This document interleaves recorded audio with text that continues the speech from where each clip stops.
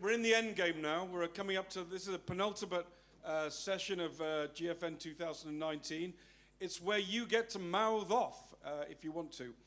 We have a panel, but they're kind of slightly incidental to the proceedings. This is all about you the audience, okay? All the things you've been bottling up for the entire few days, they can all come out now, okay? Basic rules of the game, though. I will put some questions to the panel. You can put questions to the panel. You can also make brief statements if you want to respond to anything you've heard. It doesn't have to be a question. What it does have to be is concise, okay? And I will shut you down if you're droning on too long and boring the audience, because my job is to look after the interests of the audience. So you need to be concise. Deliver your insight as a neat, powerful payload, please, okay? Not a long, rambling speech that no one's interested in. That also applies to the panel, and it particularly applies to me, who's prone to going on too much. Okay, so have you got that message? Also, I don't want to hear only from opinionated, mouthy men. I'd also like to hear from opinionated, mouthy women. I would also like to, we have 70 countries represented at GFN, so I'd like to have as much geographical diversity as well. If English isn't your first language, don't worry, stand up and have a go. I'll try and help you get your question out. Okay, so that's basically the rules of the game. Super brief introductions, because you've all got all this stuff in your pack. Fiona Patten, a member of the Parliament in Victoria, now with the Reason Party, formerly with the Sex Party, I think, is that right? I kind of prefer the original name in some ways, would have joined that. Saul Shiffman, Pinney Associates, which consults for Reynolds on its harm reduction products, but a veteran of the science scene around nicotine and tobacco and so on. Cecilia Kindstrand-Isaksson, is that right? More or less, who is a great friend of mine and also the sort of Brussels representative for Swedish Match, and has been deeply involved in losing court cases for as long as I can remember. We're in it together on that one. And then Greg Conley. What else? What are we going to lose next? That's the. I guess we're going to take it to the court after the next TPD. Okay. And then finally, on the far end there is, probably needs no introduction, Greg Conley, American Vapors Association, one of the busiest and most prolific advocates in the US vaping scene, and increasingly internationally. So we've got a very good mix here of politics, science, commerce, and advocacy and activism, but they're all a bit of each, which is what I think makes our panel interesting. So I'm going to start with the first question, which is, and I want each of the panel just to say a few brief words on this. Where will we be in 2030, and how will we get there? Fiona, why don't you go first? Thank you, Clive. And look, I'm actually going to try and answer the question, which is unusual for a politician. But I think there's two, particularly for Australia, I could see two angles. One, we will be going to our supervised centre to inject or inhale our nicotine, because we will be seen as sad, lonely, desperate people who have this poor addiction to nicotine. Or we will be vaping for breakfast, and it will be combined with vitamins and with other nutrients that we need. And instead of an after-dinner mint, we will be having an after-dinner vape or an after-dinner snus, or probably most of you already do that. But I think, I think there's going to be two ways. We're either going to go the opposite way, where all addiction is bad and we must ban it and we must save these poor addicted people, or we will see the benefits of it. Well, here in the second Pence administration, things are going pretty well. Smoking prevalence is holding steady at 14%. Fortunately, it's concentrated in low-income people, that is, Democrats.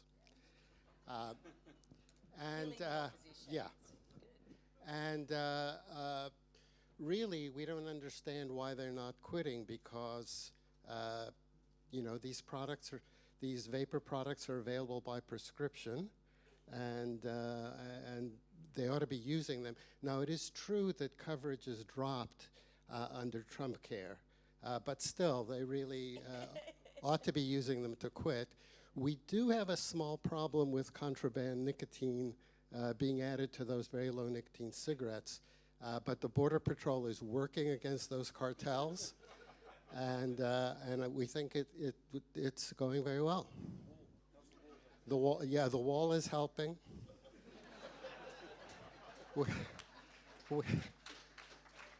We have found that vapor gets through the wall, but we're working on it. Here.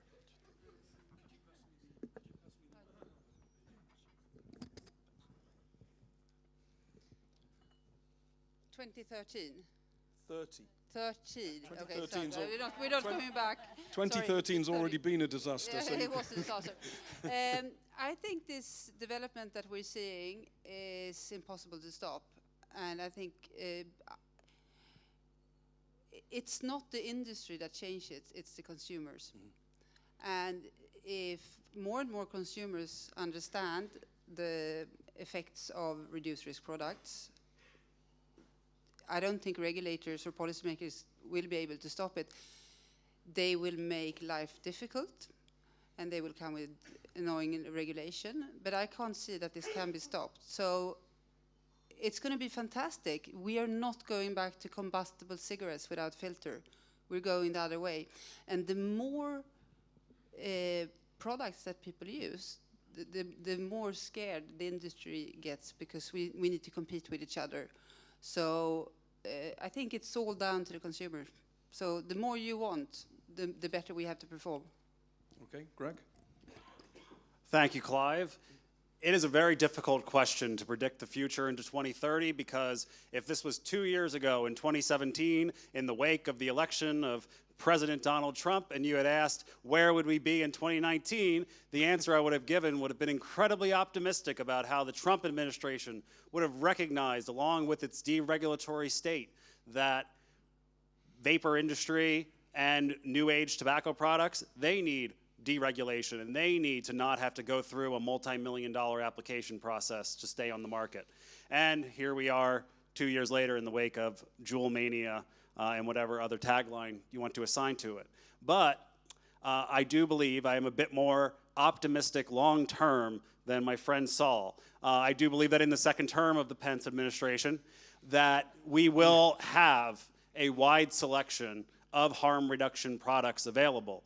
I think that we will continue in the United States to be very state-driven, where there will likely be states in the United States where the best harm reduction products, the flavored vapor products, and whatever else is going to come out in the next 12, 13 years, or rather 11, bad at math, that they will actually be available and be helping smokers quit, and that we will have reduced prevalence of smoking. Not as reduced as we would have in the absence of terrible regulations that will decimate small and medium-sized businesses throughout the United States. But around the world, I definitely believe that we are going to see harm reduction products take off and make great changes, not just in the first world nations of Japan, South Korea, Australia, New Zealand, but I think we're going to have the technological developments in the Indonesia of the world, where we're actually going to save lives in the China, Indonesia, the places where the most deaths are going to occur in the next 20, 30 years. That's fantastic. Interesting observation there, in my opinion. All of the speakers essentially positioned this as a conflict between the interests of consumers and the actions of regulators. Now, isn't that fascinating? Because normally you'd expect the consumer and the regulator to share common interests, but it's definitely not the case. So I see the next 10 years as a kind of battle between the interests of consumers and poor regulation. All right, let's go to questions. David first, and then Thea. Give the man a mic. Okay, and remember, concise. I'm surprised you even let me open my mouth. I need something to get us through till 3 o'clock. So I would say consumers need to be more vocal, but in a respectful way that they don't get attacked, than ever before. Because if their voices are not heard, the status quo and the regulators and the prohibitionists will win. And so I think in the next 2 years in particular, we are almost at a crisis point in the United States where if we don't speak up and tell the truth and make sure that it's accurately conveyed, we have a chaotic disaster at the moment that is only going to get worse, like the Maryland judgment that could wipe out all of the smaller and medium companies. So I wonder about the idea of almost a revolutionary, consumer-driven, loud, like HIV Act Up type of organization that you guys need to do now, otherwise America's going to take a lot of time and go backwards to 2013. So comments on that. Okay. Let me just take a couple more comments first, and then we'll come back to the panel. Okay. Jim, and then come to Thea. Jim, and then Charlie, and Thea. To me, I believe it could be a generational thing. And also, I compare it to cannabis movement. People my age who were in college in the 70s and were introduced to cannabis have no real problem with legalizing recreational and certainly medical. But for some reason, this same generation as mine must view things differently with nicotine. And my hope would be the younger generation have different thoughts. And the older generation by 2030, I hate to think how old I'll be, but that maybe will be a generational change by 2030, and that generation, that age group will be much more accepting of nicotine products, just like my generation's accepting of cannabis products. Okay, good. Jim, Charlie, is there a young person in the house, by the way, we could hear from about, young people? I did. Okay. Charlie, quick one. If more minds are to be changed, does the content, tone, and style of the public debate need to change? Okay. And then, Thea, do you want to get yours in, or are you? Yeah. Okay. And then we'll go back to the panel for some reactions to those. So something I was a bit surprised about was snus, which seems to have so little harmful impact. It hasn't really been discussed an awful lot, but is it time for the UK to lift the ban? And the rest of Europe. I would really like to know all your view on that. Oh, my God. All right. Right, let's have some reactions from the panel. Greg, you can start. Sure. On David and Jim's point, David, you're 100% correct that if there is not a consumer revolution in turn, because America cares a whole lot about small businesses, with vape shops, vape manufacturers going to their congressmen and pointing out that if changes are not made immediately, that business, their employees, and their customers are going to be angry and out of work. The bad things will occur. The bad point is that as the number of vapors grow, and I'm sure this is an experience shared by other people who deal with advocacy in other countries, you get more of the attitude of, if I don't act well, there's 5 million, 10 million other vapors there, so someone else will. So we really need strong organizations getting these vapors informed and educated and active to really get the coalition building and get that point out there that just having 10 products on the market 2-3 years from now is not acceptable. And Jim, what I fear about the generational shift with nicotine is that you have youth where you have that 1% or 0.5% of youth that have a negative experience with nicotine. The non-smoker that uses a Juul, and they're in the news stories about how it changed their life and ruined their life, and there was even one yesterday about somehow the Juul is causing their teeth to fall out. Perhaps they should brush their teeth more often. But I fear that you're going to have a generation that, rather than see nicotine having been rethought nicotine and wanting to recognize that it can be brought back to polite society and that it's not the same as smoking, that we may end up with a generation that is actually more prohibitionist on nicotine and tobacco than the one presently in power. All right. Cecilia, just keep them short, please. Yes, of course. I think it's we do need a consumer revolution, and I think we see the beginning of it, and it looks great. But there also has to be a political revolution, because if you look at public health today, WHO, how the EU is organized, you have bureaucrats doing what they always have done, and they're not accountable. They're not elected. I think you can see instances like Switzerland, for example. it has been a debate about harm reduction, and it came from consumers, or actually the consumers contacted the politicians, and the politicians said, ooh, this is a voting thing, public choice, I like it. And they got engaged and changed the debate. So I think consumers and politicians need to do this together, otherwise, and press public health from top and bottom. So I made a cartoon of it, but I actually do think this is a battle that we are losing, and losing badly. We're being outplayed in the US. So I think we need revolutionary action, or just action from all quarters, from consumers, from politicians, from scientists, because at the moment the trajectory is going completely the wrong way. We have jurisdictions banning flavors. We have jurisdictions banning or planning to ban vapor products altogether. And I think, I know I started with what I now think of as a naive faith that if you're right, you will win out. And it turns out not to work that way. So I do think we need to be thinking about how to push much harder. And it may be that there's a generational change, but I don't think we can afford to wait that long.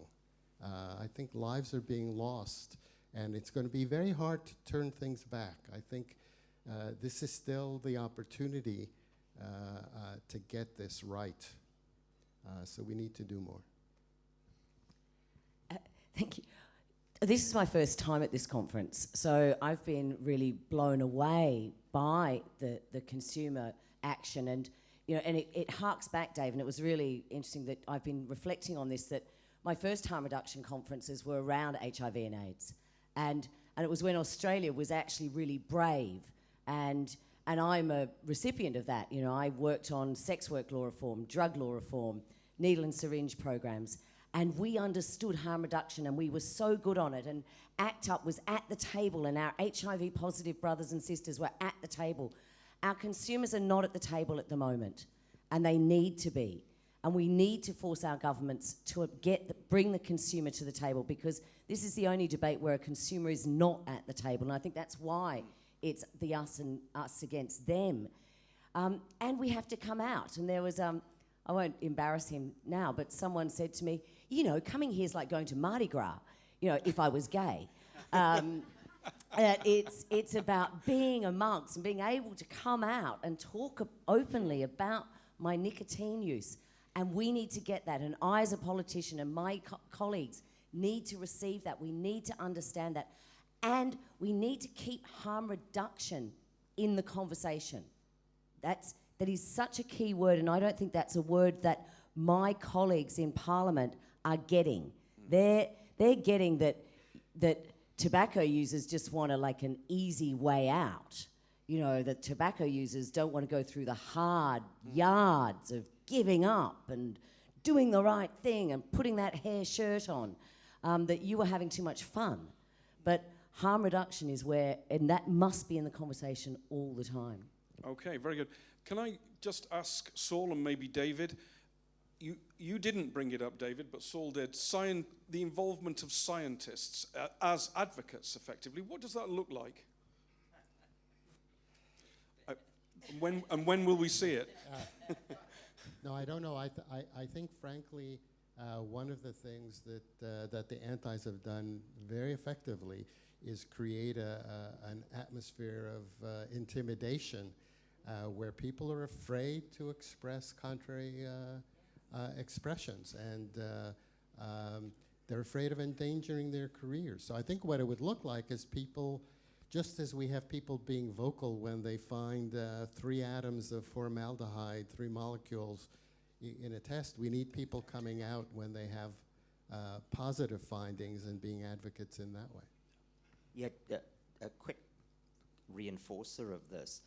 After 40 years of doing science and actually being the former director of the Office of Behavioral Science at the NIH for many years, where I was responsible for curating science across all areas of disease and behavior, I have never seen the kind of embarrassing and shameful, sloppy promotion of very weak science as if it were strong enough, and that the public and legislators have been convinced of it, so they are doing an incredibly effective job. And I think there has to be a way of speaking up and elevating the science. And then maybe it's gone beyond science, because there's always been an opportunity in propaganda to take 10% of truth in anything and expand and blow it up if you let people get away with it, which is again part of the issue. I think scientists have to speak up much more loudly about the sloppy reviews and the gross exaggeration of very weak findings, and and more importantly, the gross omission of factual information relative to the harms of smoking, which is never mentioned in some of these things. So here's my fantasy for 2013. I think we need something at The Hague equivalent to War Crimes Commission called science crimes, and people be held accountable, because what they're doing is killing people. Okay. Just, let's have a quick comment from, and then I want to get some more comments. Sure. I agree with you. I worked in the policy world for many years, and it's so obvious that they have a plan, and it's a fantastic plan, but they need to cherry pick. And I know that Clive looked into the evidence for the impact assessment for snus, and they took what they wanted. It doesn't matter what science, and I think we have pretty good science on snus, but it doesn't matter, and that's why it has to change politically. All right, I'm going to get next statement, and I want to hear from more women, and I'll choose one at random in a minute. Martin first, and then there's a bunch of you down there. We'll have all of you. Hi, I'm Martin. On the subject of what's going to happen to me in 2030, I live in a small village in Africa. I'm one of the 40% of Africans who don't understand that smoking is dangerous. I've heard of e-cigarettes, but they're really expensive. I can't afford them. I've heard of snus, but it's not available in my country. And besides which, I've heard that smokeless tobacco is really, really dangerous. So I'd just like to say in 2030, I'm going to carry on smoking, and I'd like the board, the panel here, to say that I'm making a perfectly rational decision in that. It's a really good point. One of the themes I want to pick up in this discussion is how this plays out in developing countries, what the technologies mean. Are they too expensive? Are they too unfamiliar? I'm going to want lots of insights from the floor on that. So I'm going to come back to that, Martin. Let's have some statements from down here. Yep. Spike. So I just wanted to say that... Could just try and introduce yourself. Sorry, my name is Spike. I am a consumer advocate and also a vape shop owner. Okay. But, you know, one of the things that we've noticed, we can have 100 or 200 vapors show up at a legislative hearing. But when someone like David Abrams takes time out of his schedule to show up at that hearing and spends even 2 minutes saying the science that you're looking at, you're not interpreting it correctly, that makes more impact than 200 vapors saying this saved my life. It's the same thing as Philip Morris going out and saying, no, look, we have a reduced harm product. Well, we don't believe you. We're vapors. We use the product. If we say it's safer and we use it, nobody believes us. But when the scientists come in and say it, or Michael Siegel writes a letter to some legislator in New York State and says, I took time out of my schedule to write you a letter because I believe in this, that makes a difference. Okay. Yes, the consumers need to activate, but so do the scientists. Okay, good point. Good point. And of course, the two are not mutually exclusive. Abrams around to all of these meetings. Yes. And 2 minutes, basically, that never happens. Okay, someone at the back there. Sharon, have you got, or Debbie? Let's stand up and introduce. Hi, Debbie Robson from King's College London. I work in a university, and I'd like to ask, how should academics communicate with industries? Okay. Jerry Stimson, some mic for Jerry, please. So industry. He's been waiting patiently. And he's in charge as well. In 2030, of course, you'll all be here at the 17th Global Forum on Nicotine. 20,000 of you in a Chinese-built, purpose-built conference center in the Chinese province of Poland. And, and I'll be here as a hologram. My point is very similar to the one that Martin made about the rest of the world, but a slightly different take on that. we're 11 years, really, so 11 to 15 years into the development of new technologies, and 11 years further forward, what's going to be the shape of the technology, the products, what might be around in 11 years, in 11 years' time? Excellent. Let's get some reactions to that. Something developing countries, something on science advocacy, perhaps. The comment from Jerry just now. Who else? Martin. Who else made one? Oh, yeah. How should scientists or academics engage with industry? Why don't we start with Saul on that last point, because you're someone in the thick of this. Yes, I am. Well, first of all, again, part of the intimidation that's going on right now is that academics have been made to feel reluctant and endangered if they collaborate with industry, whether it be tobacco companies or e-cigarette companies. That's really got to stop, because that's where a lot of innovation is coming from.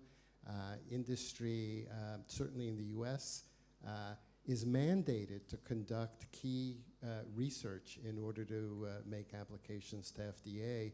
And surely the research community should prefer that research is done in collaboration with the best scientists at the best research centers, rather than say, well, we won't talk to you. I want to share another reaction that surprised me a little bit, but I think it's worth mentioning, that even at this conference, I think the sense of people doing disclosures and proclaiming, I have no conflict because I don't work with industry, I'm increasingly finding that strange and uncomfortable, because it implies that the only way that you could have a biased view is if you consult to or take grants from industry. And as we look around and we talk about how biased a lot of the science and reporting is, that's clearly not the only source of bias. And there's something very strange about proclaiming one's purity on the basis that you don't work with industry.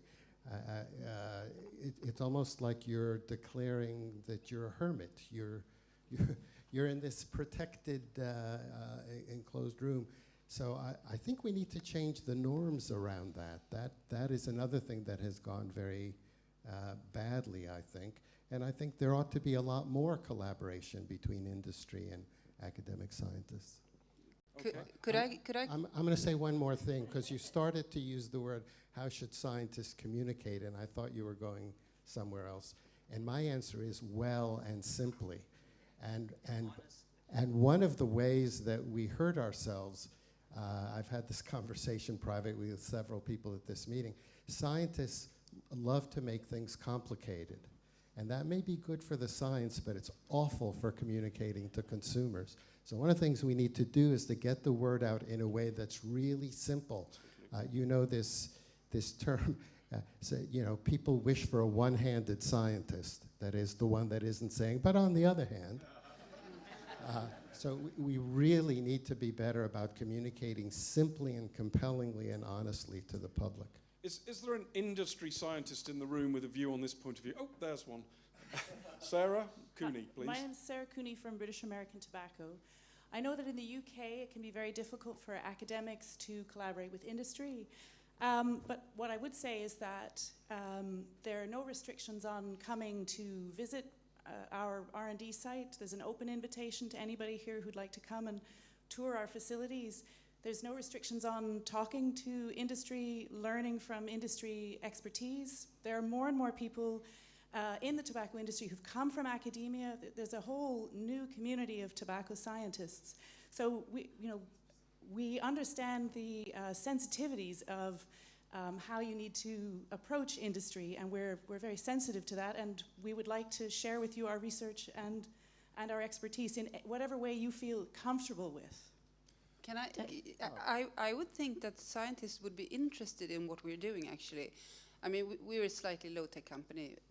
We don't have batteries and stuff, but we have a wonderful story to tell, and we have spent a significant amount of investment to make our products even better.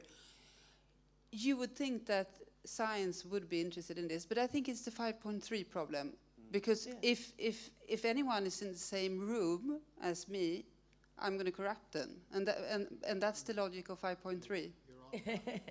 Could I just make a comment about the consumers and the politicians? I actually think consumers' voice is incredibly important because you're who votes for us. And, you know, I think Andrew Thompson was wearing an I Vape and I Vote T-shirt yesterday.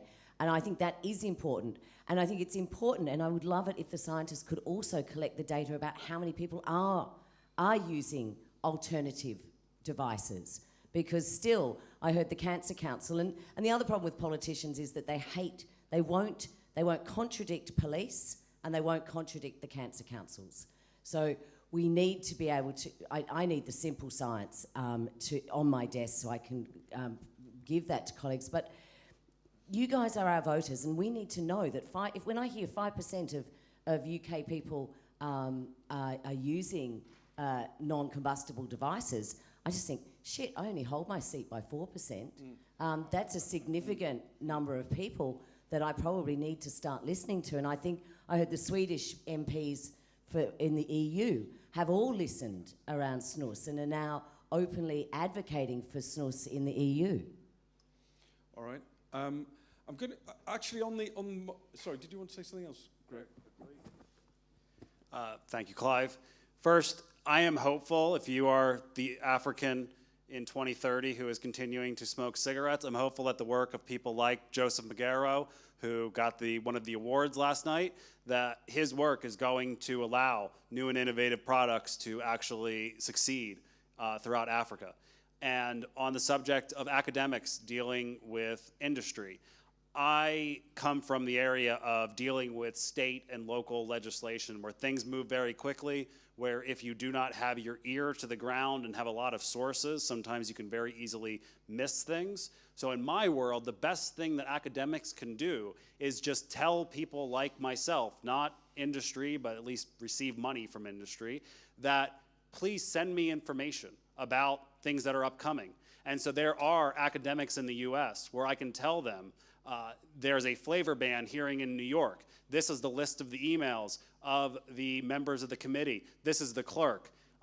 This is the local radio station where if you said, I'd be willing to come on and talk about this, that's how people that are willing to spend just 1 hour a week trying to make the world a better place for harm reduction and push this debate forward, that's how they can help. It's a little different in other countries, but in the US where we are so hyper-local and hyper at the state legislature level, that growing that list, and it's a very small list at the moment of academics who are willing to engage just independently and because they believe in the cause, that's how we've made a difference. We've stopped bad bills in various states, and that's how we will continue, hopefully, to grow and stop more bad legislation in the years coming, and it's only going to get worse from here, sadly. All right. On Martin's question about what happens in Africa, anyone from an African country care to comment on that and how this might play out? They don't have to, but if you feel moved to, put your hand up. I often think that a good message for anyone in Europe is basically Africa isn't quite what you think it is. It's not what you see on sort of disaster porn TV in Europe. You have to remember things like the sort of mobile phone penetration in Africa be sort of 80+%. It's not a world that is in any way primitive at all. And there's always a middle class. There's always growth in incomes and so on. So there's always lots of potential, even if you can't solve all problems instantly on day one. There's definitely a market and there's definitely scope for people. There's a lot of concern about people are concerned about their health. It's no different to anywhere else in that respect. I'm saying I do, I've been living in Africa for the last sort of 4 years, so I've got a little bit of passing experience of it. So I think these products will work everywhere, but of course you need innovation, keep the costs down, make sure they're tailored to the requisite market and so on. But anyone from Africa care, or any developing country care to comment? And while we're waiting for a hand to go up, and that was a terrible feedback sound, I will say that I do think it's incumbent upon some of these companies that are talking about transforming the world, a smoke-free future, ending the combustible cigarette. I do think it is incumbent upon these companies to look at low and middle income countries, the Indonesia, China, various African countries where smoking is actually growing because the middle class is growing, to come up with these ways, even if it's not going to give you a 20-30% profit margin that your investors want. If you're serious about your mission, you need to look at the places in the world where the largest numbers of smokers are and find ways to actually deliver products that are going to get them to switch voluntarily. All right, good point. Did somebody put their hand up? Yes, we had a hand up back there. There he is. Let's have a word. Stand up and introduce, please. Hello, everyone. I'm Patrick from Malawi. I would like to add on to the point that was made about availability in developing countries. So it's not just an issue of information, it's an issue of availability of the safer alternatives. And then at the same time, it's an issue about the government policies that are in place. Because in other areas, the materials are illegal. So the struggle has to be on the information, and then the regularization, then availability as well. So it's not just a one-step process. And then I don't see us getting there by 2030 as you're all discussing on. Thank you. Thanks. Good point. Okay, anybody want to speculate on what the technology will, Jerry's question basically, and anyone from the floor has got some magic vision of what vaping, or even what's beyond vaping, will look like in 2030? Chris Snowden, please. Thanks, Clive. Chris Snowden, Institute of Economic Affairs. Now, stand up, please. Stand up. Obviously, it's very difficult to predict what's going to happen in the future. I think if you're looking at what's most likely to happen in 11 years' time, I think it's pretty pessimistic. Beverly Hills, I think 2 weeks ago, announced a ban on tobacco sales, and that includes vaping. Except premium cigars. The rich people need to be except taken in care of. hotels Let's be and clear. casinos or Let's somewhere, be clear. right? Yeah. And you can say, well, that's only Beverly Hills, but there'll soon be a study out afterwards saying this is reduced tobacco consumption and nicotine consumption. And then California will do it, and then other states will do it, and then somewhere like Britain or Ireland will become the first country in the world to do it, and then the dominoes will fall, and they'll include vaping and all this stuff, and the views of consumers won't come into it. There are 1 billion smokers. Their views have not come into all the smoking bans and stuff that's gone on over the last 10, 20 years. Consumers are irrelevant, I'm afraid. I wish that they had more power, but they don't. The smokers have had no control over what's happened to them over the last 20 years. Vapers are smaller in number. They're going to have even less control. They're going to ban tobacco by 2030 in a lot of places, and they're going to include smokeless, and they're going to include vaping in it. And that's all there is to it, I'm afraid. There'll still be the GFN, of course, so don't there worry, we can all therapize. There's another aspect of banning tobacco, and that's the tax income. And only in Europe you have 90 billion euros. And I know people would like to ban tobacco, but that means that you have to get that revenue. So there's a dependency on the money, which might make it more difficult to ban.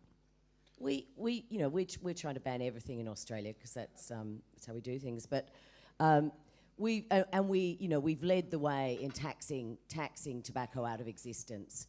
And what we've created is quite a lovely emerging black market in tobacco. Now, the notion that by 2030 we will be going down a prohibition model, I don't actually agree with that, because I think, we know that if we can regulate something out of existence, it's much better than trying to prohibit it, because all you do is build up an illicit market. In my state of Victoria, there'd be tens of thousands of illegal vapors. And they face serious fines for the possession of nicotine, which is considered a scheduled substance, much similar to cocaine. Now we're not seeing mass arrests in Victoria, and I think because our politicians say we can't arrest our way out of a drug issue, and I think we can't prohibit our way out of a drug issue either. Well, Chris, why do you think it's going the other way on cannabis? Give him the mic. It's a very good question. I've just been in Canada where they've legalized cannabis, sort of. But you can't use it anywhere. You can't vape anywhere, and you can't smoke anywhere. It's an interesting question why it's gone that way. And my personal view is that it's a kind of generational thing. It's just a fashion thing. You've got like the boomers who are now in control of the world. They grew up in a culture in which legalizing pot was a big deal, and smoking and drinking was something their parents did. And so I think it's just a fashion thing. I could be wrong. And could be led by the next leader of the Conservative Party in Britain. It could be. Who knows what he's going to do? Right. Let's get a few more comments from the floor. Let's Robin and then Marewa. And keep signaling if you're not getting some. Down here, please, Mike. Hello, Robin Gugelo with Penny Associates. I think with cannabis, part of the reason that they've been so successful in the movement is because it has been about taxing and regulating and medicinal use. But with nicotine, because people are so afraid of it and the misperceptions are so bad, I think there's no wonder that we're facing this challenge and really need to correct them. Okay. And I do think, just very quickly, when it comes to prohibition, it's actually the FDA surely is going to end up doing prohibition for 90, 95, 98% of vapor products and other reduced harm products. But, and there's always a but, the fact that FDA is eventually, maybe one day before 2030, going to approve some MRTPs, modified risk tobacco products, that actually might play a role in hastening the move towards total prohibition of all tobacco products, when you actually can go into state governments and say, all these products that actually have been approved by the FDA as far less hazardous than smoking, we need to preempt local governments from banning these things for the benefit of public health and small businesses. That's one angle that's eventually going to be played, and I'm surprised it hasn't played out in some more state legislatures by now to stem the tide of at least partially some of this prohibition. Let me get a quick comment from Saul and then to Maria, please. So this conversation about why we treat cannabis so differently, which of course we didn't used to, brings to mind a lecture I heard from a historian whose name I forget, so I can't credit him, but not because of cannabis. But he had studied the history of legal action against drugs, and his basic thesis was that society began to act against a particular kind of drug when either it was harming people other than the drug user, or when it was starting to invade the middle class. And so when you see the jewel panic, if we can call it that, it's very much because, oh, now it's the nice kids, you know, my kids' friends. And if we talk about consumers being active, it seems to be the parents of high school kids who are now driving some of this political panic about vaping among youth. So I think we need to keep an eye on that. And conversely, cannabis use is widespread. Certainly in my generation, everybody was using it. So we've come to be comfortable with it in that way. Okay, thank you. Maria? I think, 27 years in tobacco control, it was always a source of frustration for me that we never talked about smoking cannabis. It was always about smoking tobacco.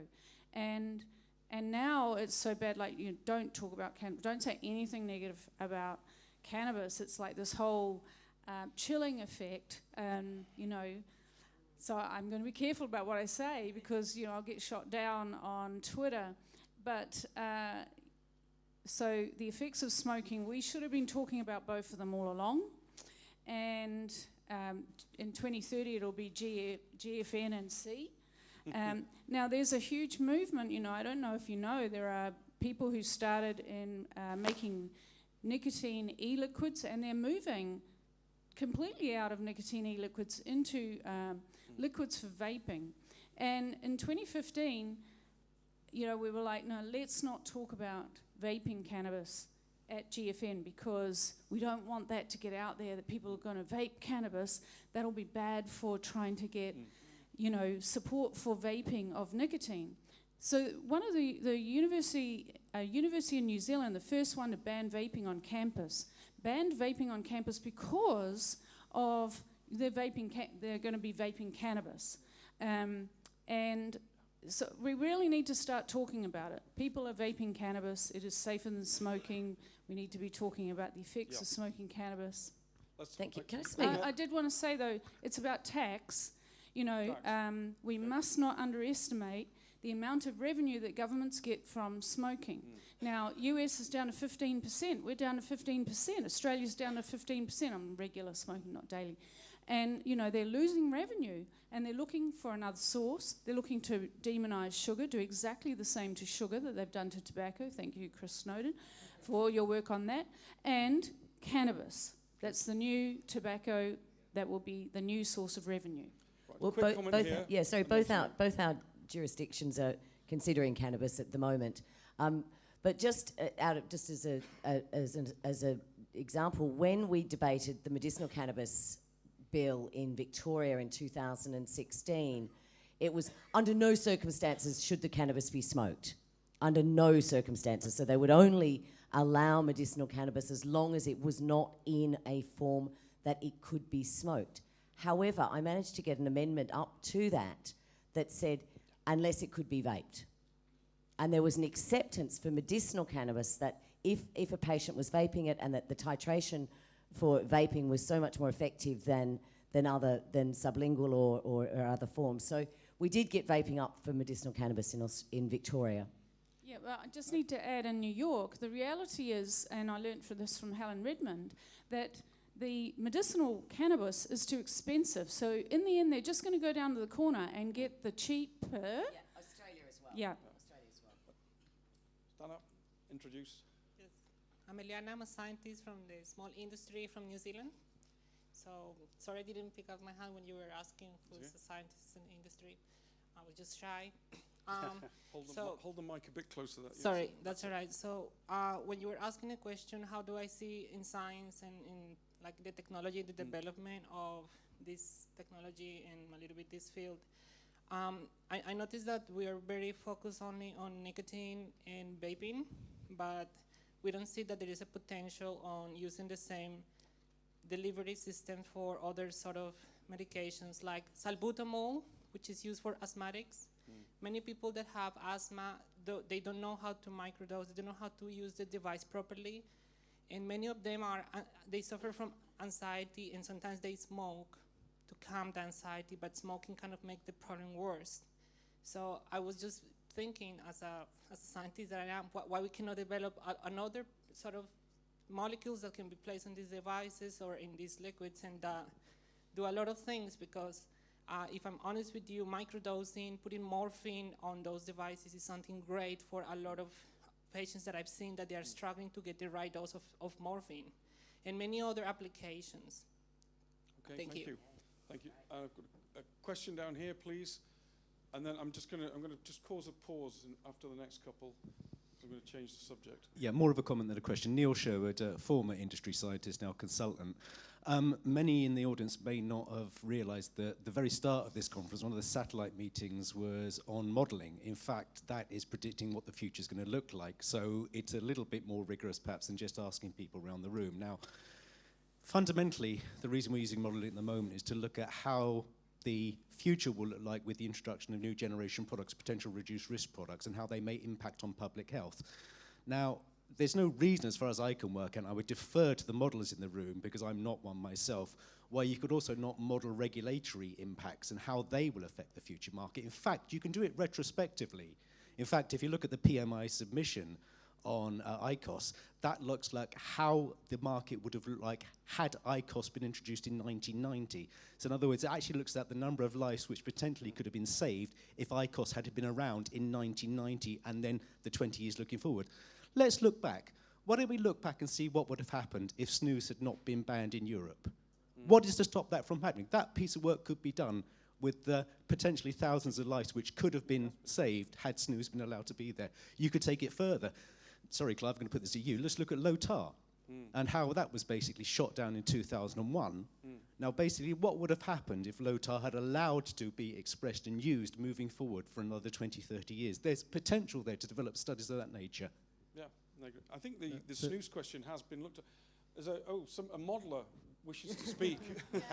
So let's go a quick comment from David, and then we'll come back to these down here. Next to you, David. You need a microphone. Okay. I got very excited by that comment, so I just jumped into it. Regarding modeling, I think that's really important, and there's limits to modeling now because the world is changing so fast. It's hard to get good trends. Nevertheless, the models, the good models, do seem to have fairly consistent results on future trends, and it was suggested that we should look at the effects of policies. And again, we don't know the effects of policies, but for me, one of the strongest reasons for being pro-harm reduction, as it's viewed, is that it makes cigarette policies more effective. And the perfect example of that is Australia. They've raised the taxes to the equivalent of $28. And it's probably gotten to the point where the higher tax may even be doing more damage than good. But if there were e-cigarettes available and people had substitutes, then tobacco control policies aimed at cigarettes would be much, much more effective. And I think that's something that modeling can do, and it's one of the things that I plan to be doing. Okay, good. I'm looking forward to finding the model that would have predicted the rise of Juul in the United States. And when we find that, then it would have probably been dismissed as completely crazy outlier had it actually ever been produced in advance of that rise. So I think actually modeling a technology disruption when you don't even know what the technologies will be like in 2 years from now is exceedingly difficult. And actually a lot of these models are basically artifacts of the assumptions that go into them. But that's maybe a hostile point towards modelers. Oh God. Go on.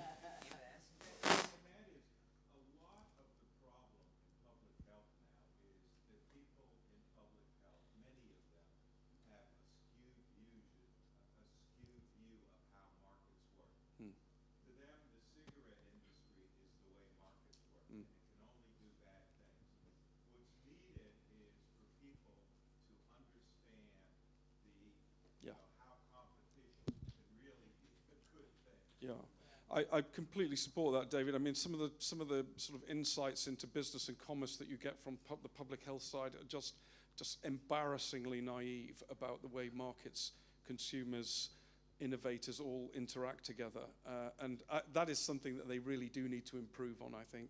So it's just embarrassing at the moment. Now, any more? So a couple of points down here, and I'm going to sort of change the subject. Yeah. Quick points, please. Yes, go on. Get the mic. Yeah. Hi, it's John again. Sorry, I'm a cis white mouthy male. Just get on with it. Fiona, Mardi Gras, love it. How about Mardi Gras in Holland? There's some date coming up. COP something, wasn't it? Yeah. Oh yeah. Should we have a party? 9. You're invited. So's everybody okay. else. Yeah, it's about time we put the civil back into the society. Yeah. Yeah, you're on.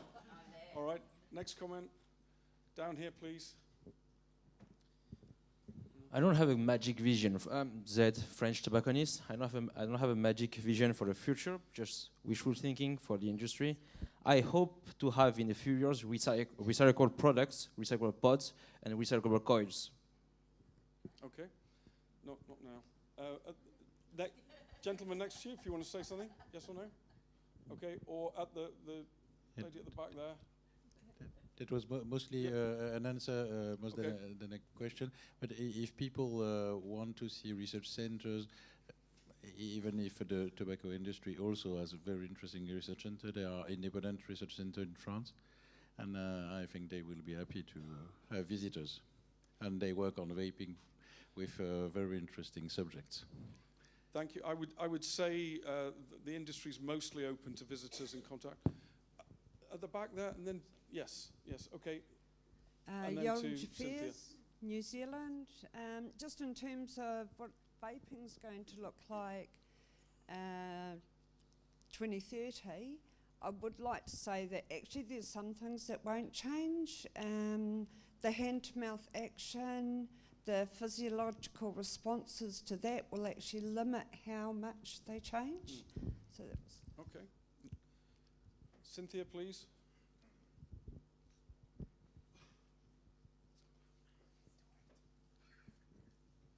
Hi, I'm Cynthia Cabrera from the United States. So just kind of like wrapping it all together, this is the Global Forum on Nicotine, but a lot of comments were made about cannabis, and at least in the United States, cannabis has been illegal since the 70s, since they declared the war on drugs. But people never stopped fighting, right? So it's been illegal all this time. I actually met someone who served 39 years in prison for having pot, but people never stopped fighting. So the question is, with advances in technology, meaning right now there are companies out there working on products that mimic nicotine but are not derived from tobacco, so they will, be exempt in the United States. It'll be a different thing. Globally, that could be something. We heard about synthetic nicotine yesterday. The question is, with regards to nicotine and vaping, what will industry do when these new products come out? What will consumers do? And will the fight continue the way it has with cannabis? Okay. Point here, and then I'm going to just move to new questions to the panel. Bengt Wiberg, Sweden. I have a question for Ben, the please. whole panel. How come scientists can spend years doing scientific research, but they can't spend 2 hours by letting a journalist or a media editor have a look at the findings so that it can be read and understood by the public? I think this is a huge problem, but I'd like to hear your comments. Okay, let's get some comments on that point, and then I'm going to put some other questions to you. So I think what we need to keep in mind is what the incentives are for researchers. And by the way, I guess I'm going to come out here. I'm also a professor. So the incentives are to write for your colleagues. And if anything, as I was coming up in the academic world, having your work be popularized might be seen as a negative thing. So scientists are not oriented toward producing work that's going to be consumed, even by the media, much less directly by consumers. And there almost is an incentive for being obscure, because obscure means you're esoteric and very smart. And I do think that we need to reorganize those incentives so that scientists are writing clearly. Actually, that is something journals are pushing toward, is asking authors of an article to do 3 sentences about what does this mean.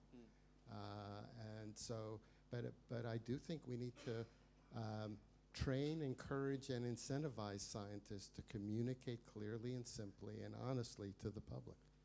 Fiona?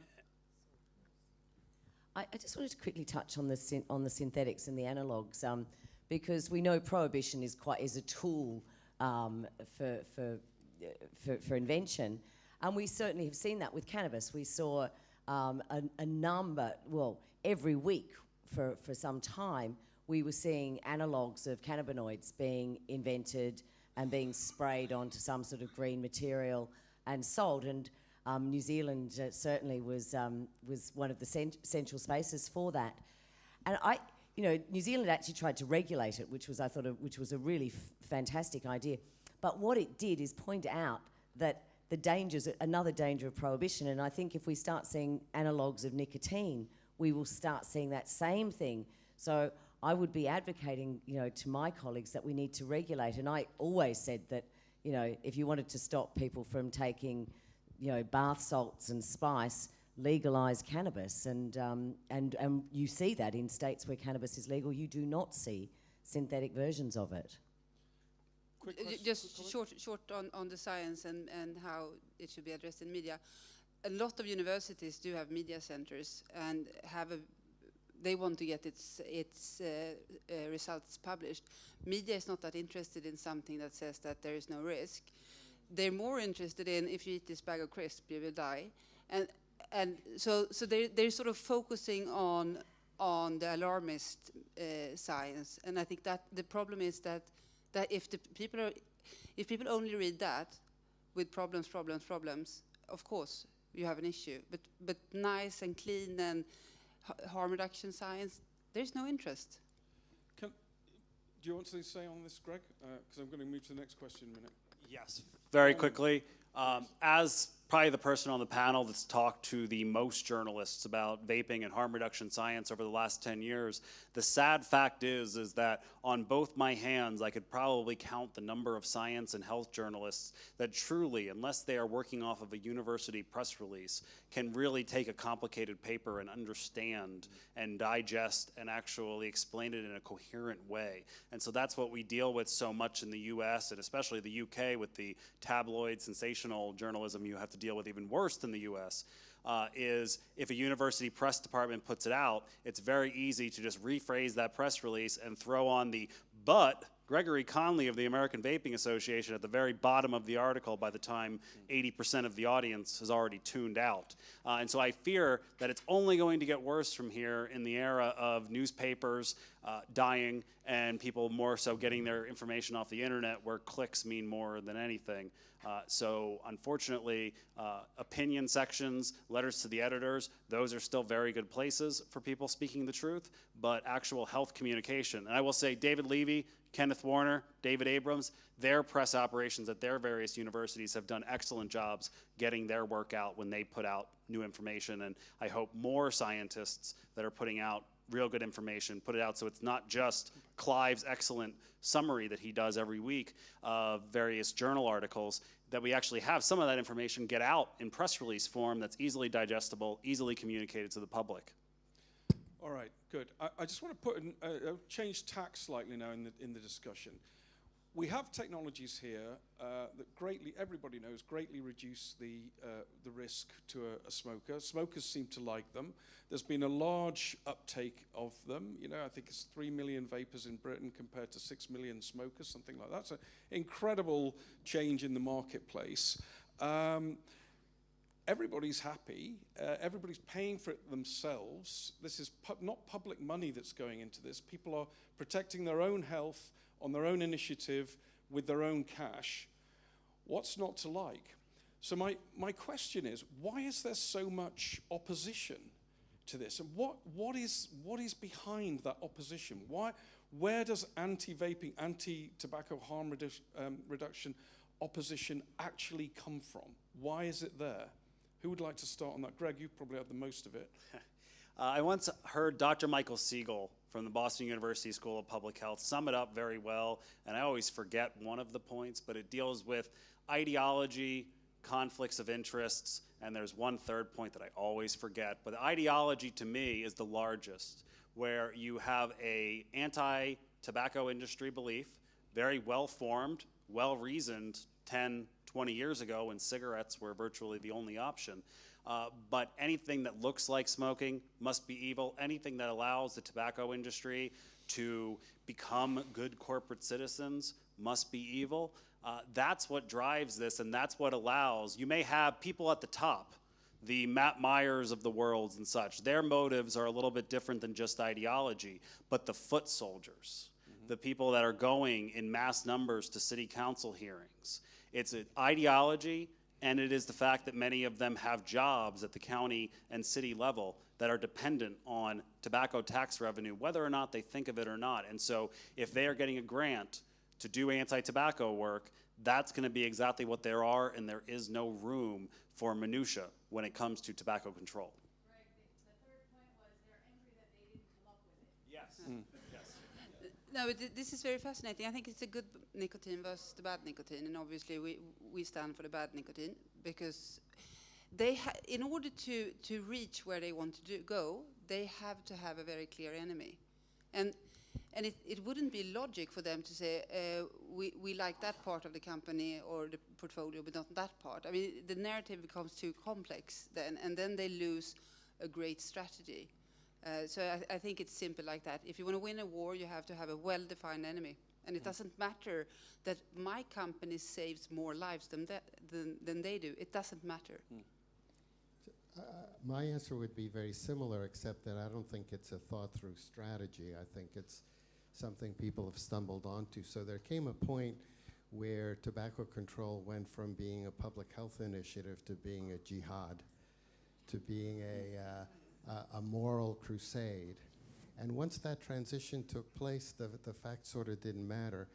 Certainly in the US, there's a deep sense of grievance and regret and even guilt about the issue with low-tar nicotine cigarettes back in the 70s, where people felt they got taken by the tobacco industry. And so there's a strong sense of we're not going to be fooled by that again. But fundamentally, there is a sense that it's now a moral crusade against the tobacco industry, and to some extent, there are some just anti-corporate elements. Someone I actually respect said to me they were uncomfortable with the fact that people were making money off this, and which is bizarre to me because people make money off selling tomatoes and eggs and shirts, but somehow this made it a moral problem. Fiona, do you want to?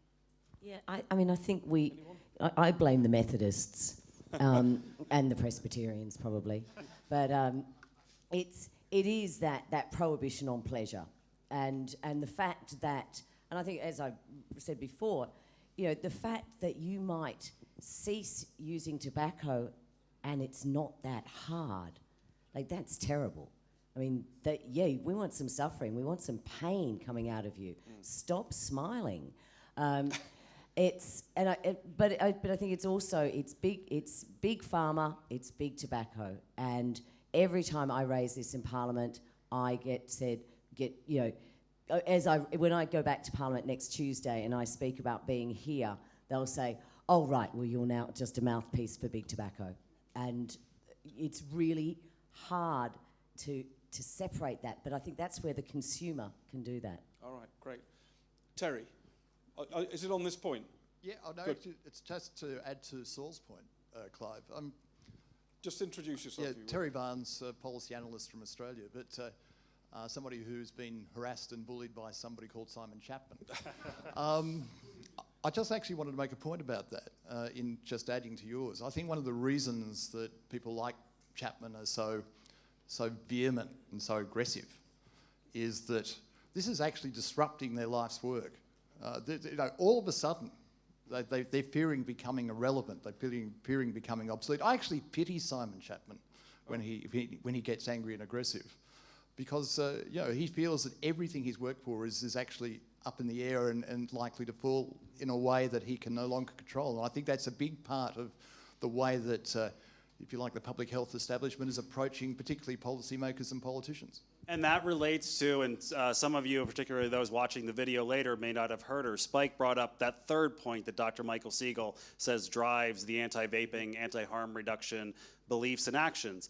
They did not come up with it. This was not a solution driven by the public health authorities. And so you see, they take the credit, often rightfully so, media campaigns, tax hikes, denormalization, that was driven by tobacco control and public health, but now to see the final 15, 20%, however many of smokers deciding to get off of cigarettes not because of media campaigns or taxations, but because of products created by industries that they had nothing to do with and actively worked against. You have a small number of public health people, like a Dr. Abrams, who at one point, I think it would be very fair to say, was very distrustful and unsure about the vaping industry, that they see it doing good, and then they come over to the side of science. But that Dr. Abrams' voice and the voices of others are definitely in the minority when it comes to tobacco control. All right, let's have a comment from Peter. So you stand up. I'm Peter Beckett. I work in public policy in Brussels. I've spoken to a number of people about this issue. And one piece of feedback that always seems to come back is if we understand the concept of reduced risk, but you need to address the addiction as well, and we feel like that's something that's missing from the dialogue. So perhaps that's a message that we need to figure out how to communicate more effectively. Interesting point. I want to talk to that because I do think that's very important, and that addiction has been made to be a moral issue, that there's something diminishing to the person about, and I'm going to switch terms and say dependence, because addiction has more of this value-laden term. And I'm far from the first or the only to say this. But probably most people in this room are dependent on caffeine. You would meet the diagnostic criteria for caffeine dependence if you get a headache if you don't have your coffee. But we have no trouble with that. But I think there is a kind of moral revulsion about the idea about someone being addicted that adds to this sense of this being a moral crusade, whereas frankly, from a public health perspective, what we should care about is saving lives and not whether you even need to keep vaping is just not a public health issue. I think from the industry's point of view, we look at our consumers as consumers, you're nicotine consumers, and there's an awful lot of other products that you can get dependent on. I think it's a very important point because addiction is such a charged word, and it doesn't, being dependent on vaping or snus, it doesn't bring the addiction aspects to it. Okay, I want to get 3 rapid-fire comments. First, Alex, Neil, and then Brad, and then you. Alex Murdoch, Australian Drug Law Reform Foundation. In several major cigarette markets around the world, cigarette sales are falling, the decline in smoking rates is accelerating, and also the share price of tobacco companies is starting to fall. 2 questions. Firstly, how can the Berlin Wall around this not fall by 2030? And secondly, how can we, people like us, prepare for this contingency, anticipate it, and figure out what to do if the wall does fall? Let me get a couple more comments and then we'll come back to the panel. So Neil, please, and then to Brad at the back. Hang on, you've only just come in. I'm Neil Benowitz from UC San Francisco. What I'm going to say now is not necessarily my opinion, but coming from San Francisco, where a colleague of mine, Stanton Glantz, has worked for many years, so I'm going to explain some of the perspectives from him and people who work with him, just so you know. One is that public health policy approaches have been very effective in California, for example.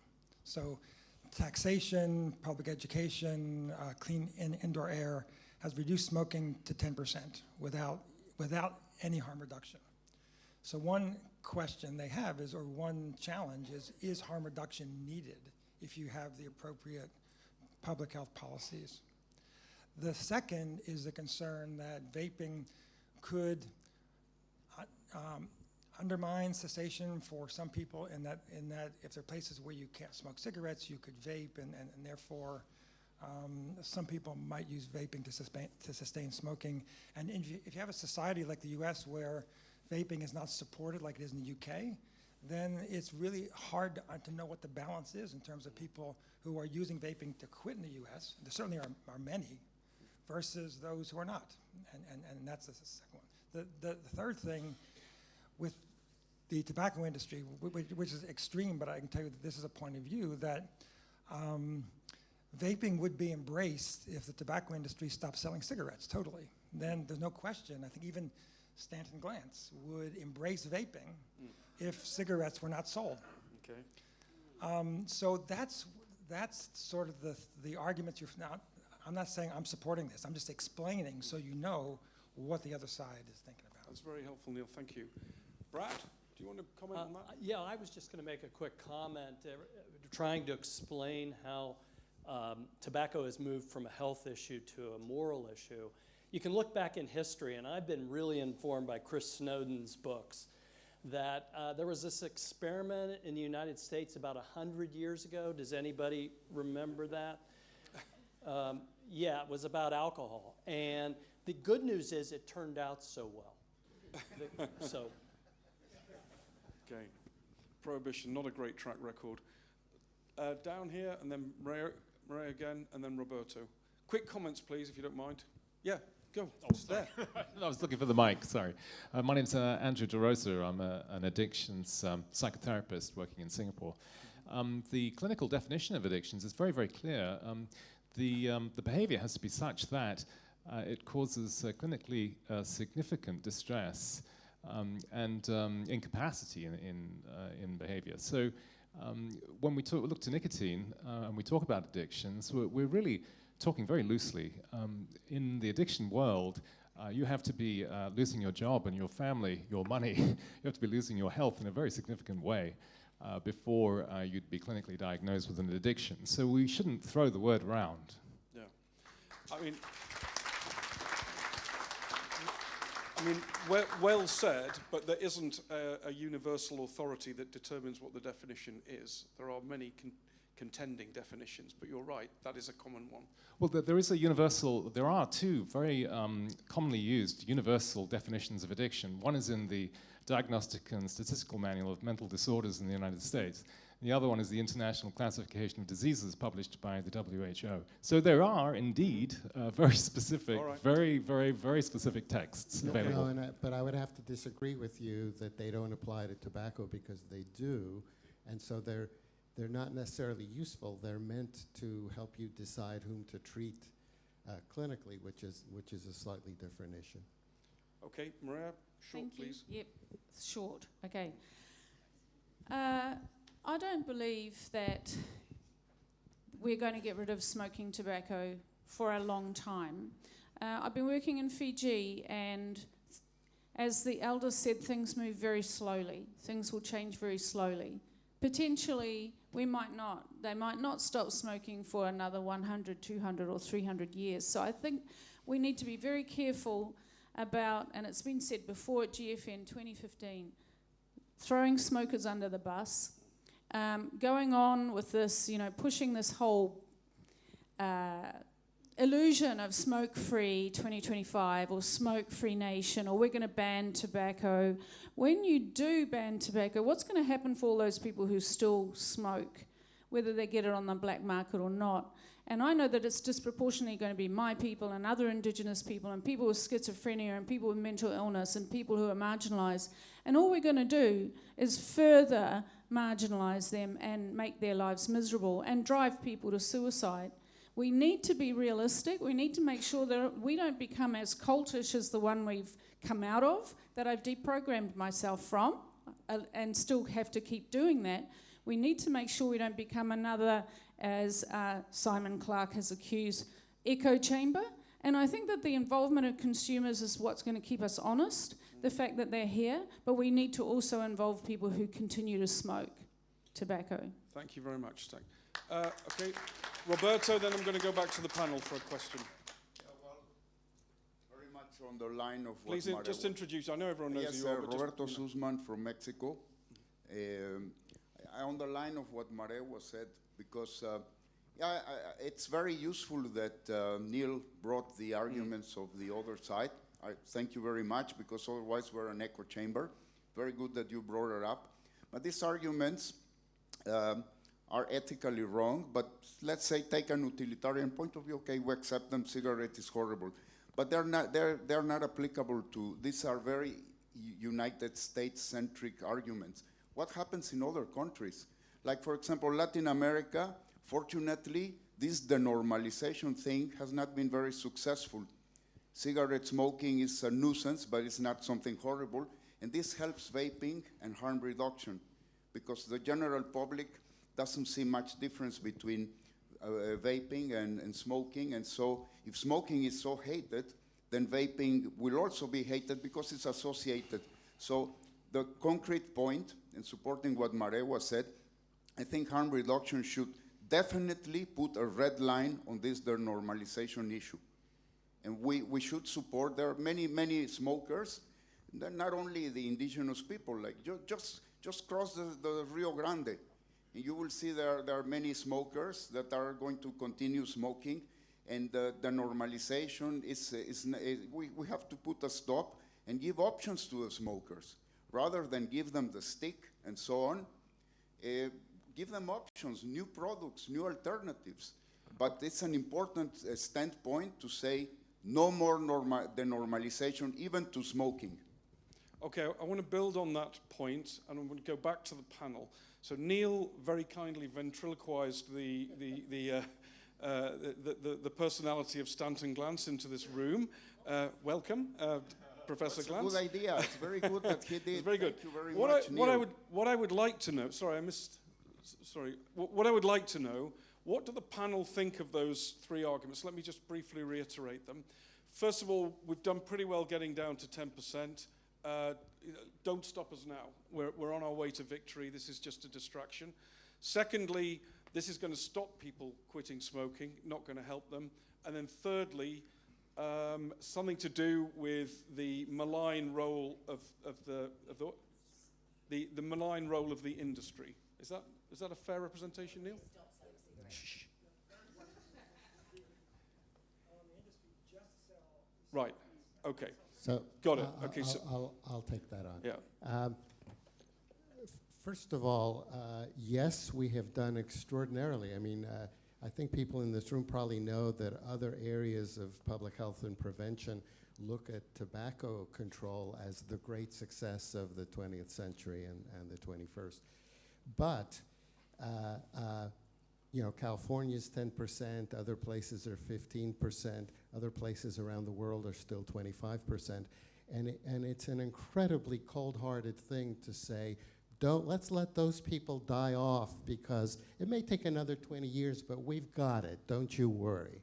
So nobody is saying that we should stop efforts to educate people and help them quit smoking in other ways. This is not instead of that. This is to give people who, despite all that, have had trouble quitting an alternative or don't want to quit, have an alternative that allows them not to endanger themselves. Secondly, I think the evidence body of evidence is pretty clear that vapor products, especially when used daily, do help people quit. And Stan's analyses are again, we talked earlier about the corruption of the science, are awful on this point. So there's absolutely no evidence that it deters people from quitting. And several people have made comments about naive economics. If every tobacco company now in existence said, we're not going to sell any more cigarettes, the next day, that management board would be replaced with people who said, we're going to continue, and B, other companies would spring up. So that it's simply not realistic. And what we need to do, and what I think companies are genuinely trying to do, is respond to consumer demand by shifting from combusted to non-combusted products. But it comes back to this moral jihad and putting himself, in the role of God, judging who should do this. Whereas I think what we need to focus on is what's going to work to shift this market and this behavior away from deadly combusted to non-combusted products. It's that simple. Cecilia? Yeah, build on that. so some tobacco control measures have been extremely good for profitability. Like when they introduced smoking bans in restaurants and bars, people figured out that, wow, there's another product, we can try it.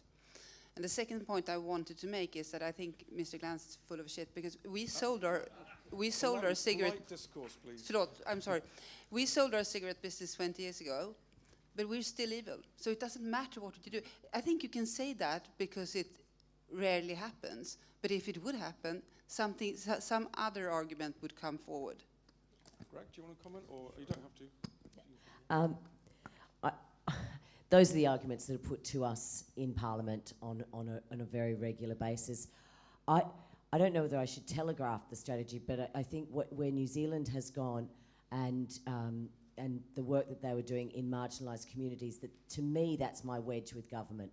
That yes, we're seeing declines in the general population, but we are not seeing those declines in our vulnerable communities. Our vulnerable communities are still not getting those messages. They are still smoking at dangerous rates. So if we can start turning the conversation at a policy and at a government level about how do we help vulnerable communities, I think that is how we softly change the approach of politicians and we softly change the approach of health departments. That it's not about helping you folk out there that are smiling and vaping, it's actually about helping our vulnerable communities. And I feel like that's the strategy that will take us forward, and that's the strategy that can address the Simon Chapmans and the others around the world. Greg? And very well said.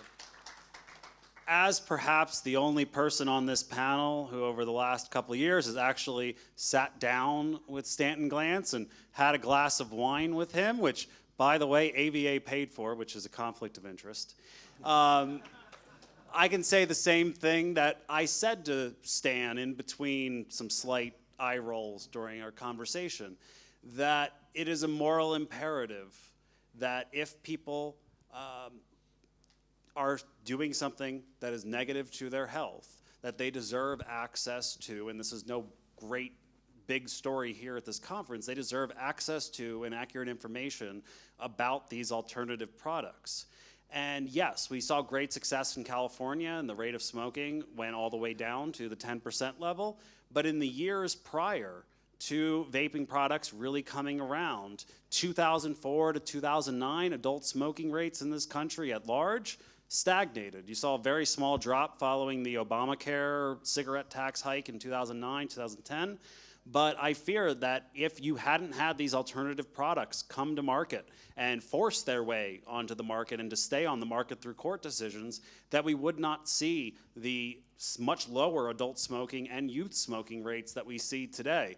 So it's simple morals that if these products are less hazardous, if they are available, they should be available regardless of the producers. If you want to take on the cigarette companies, then do what California did, raise taxes on cigarettes. You can disagree or agree, but target the cigarette companies, but don't target these safer alternatives that they're trying to move into. And hello, Stan, if you're watching.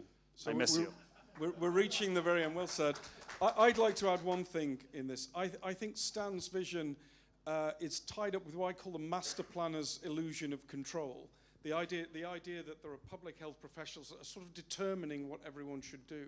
And it doesn't seem to leave any space for individual choice, volition, personal agency, autonomy. It's very much we will move the pieces around the chessboard and we will get the result that we want as a result of that. Now, it's a slightly more amorphous thing, but I think there's too much of that almost mechanistic thinking, like we control everything in public health. And it's not respectful to the public. It's not allowing the public to make its own decisions about its own risks and what it accepts as acceptable behavior. Anyway, we are out of time as it happens. I'm sorry I can't get to the very last few. What I can promise is that if you do have a question, there will be a GFN in 2020. Save it up till then, bring it with you, and keep talking. Keep talking. There'll be plenty of opportunity to talk over tea, coffee, whatever. And I'd just like to thank everyone in the audience today for the questions, from the great mix of people giving them, the great questions, particularly everybody who's been concise. Some great answers from our panel here, everybody keeping to the script. So could you just give everybody in the room, everybody a round of applause. Thank you very much.